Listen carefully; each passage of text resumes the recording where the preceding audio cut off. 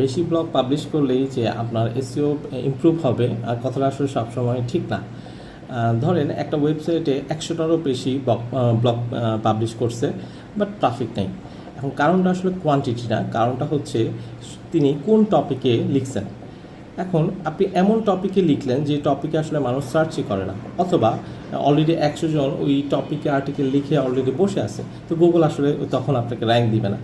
তো একটা টপিক লেখার সময় আসলে ওইটা আগে বুঝতে হবে যে আপনি সঠিক কিওয়ার্ডকে টার্গেট করতে পারছেন কিনা এবং সঠিক সার্চ ইন্টেন্ট বুঝে কন্টেন্টটা লিখতে পারছেন কিনা। যখন পারবেন, ওইটা 50টা র্যান্ডম ব্লগের চেয়েও আপনার ভালো পারফর্ম করবে এবং ট্রাফিক জেনারেট করবে, এবং যে ট্রাফিক থেকে আপনার লিড অথবা সেল আসার পসিবিলিটি বেড়ে যাবে।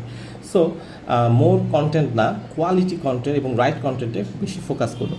আপনার যে কন্টেন্টগুলো লিখছেন অলরেডি এক্সিস্টিং কন্টেন্ট, এগুলো কেমন পারফর্ম করতেছে এবং এগুলো কোন কোন কিওয়ার্ডে টার্গেট করে পারফর্ম করতেছে আজকে চেক করতে পারেন, অথবা এই বিষয়ে যদি কোনো হেল্প লাগে খালিদ এসইওকে আপনি নক করতে পারেন। Thank you.